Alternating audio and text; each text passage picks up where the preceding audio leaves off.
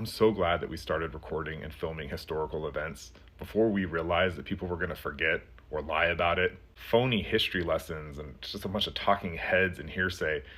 Let's look at some actual history.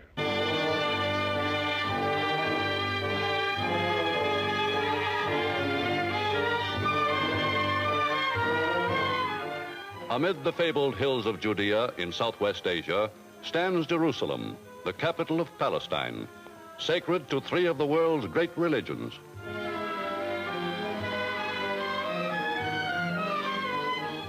To Mohammedans, who ruled Palestine for nearly 13 centuries and still regard it as their own, Jerusalem is almost as sacred as Mecca.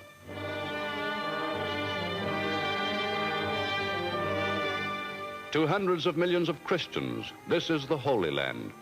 Here, Jesus of Nazareth trod the slow, agonizing road to Calvary and the cross.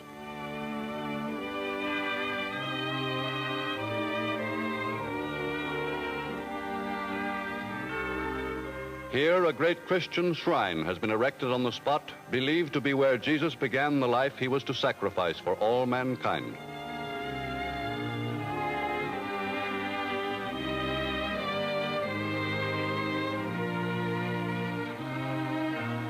One of the oldest traditions in Palestine's history, stretching back beyond recorded time, is that of the Hebrews, symbolized by the Wailing Wall, place of lamentation and prayer since the days of Herod the Great. In no other religion has Palestine a more deep and mystical significance.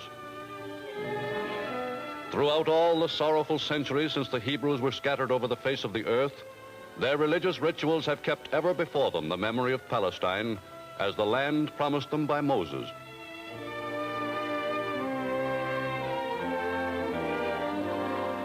Today, millions of them center their immemorial hopes for fulfillment of this promise on the new Palestine, with its shining city of Tel Aviv, built by Jews on desert and swampland.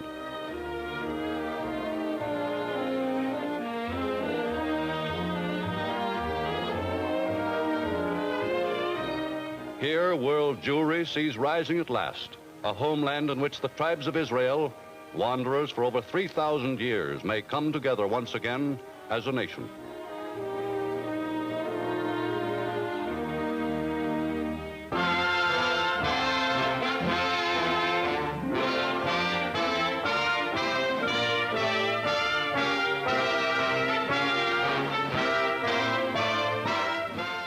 After Lord Allenby conquered the Holy Land in 1917, the Jews were promised a national home in Palestine by Britain's Earl of Balfour, a policy endorsed by Woodrow Wilson and the League of Nations, which made Palestine a British mandate. But in 1939, with war in the offing, the oil pipeline from Iraq through Palestine became one of Britain's major strategic worries, along with the Suez Canal, the empire's lifeline to the Far East. To ensure an uninterrupted supply of oil for its planes, tanks, and ships, Britain had to maintain peace at all costs with the predominantly Arab population, which had long been resentful of Jewish immigration. To this end, London issued a white paper which strictly limited the number of Jews admitted into Palestine. In the war years that followed, only a few thousand of Europe's millions of unhappy Jews were able to escape the fascist tyranny and seek refuge in Palestine. By the war's end, hundreds of thousands of survivors, without homes or possessions, faced a future without hope unless some place on earth could be found for them. To Europe's surviving Jews, free access to Palestine, their land of promise, is today more urgently needed than at any time in the long and tragic history of the people of Israel. Convinced that the excuse for keeping Palestine closed had ended with the war, the Jews of America brought strong pressure to bear on Britain. This conference urges the British government to abrogate the policy set out in the White Paper of 1939 and to open Palestine to unrestricted Jewish immigration and resettlement. Israel is at war. In an unprovoked... Exclusive Storm Center reports from Palestine, where men of the British Army and the Palestine police watched the arrival of a shipload of illegal Jewish immigrants at Haifa. Crowded decks and a packed hold as the newcomers look joyfully towards the land they claim as a national home. So far it looks peaceful and they're welcomed with food and milk.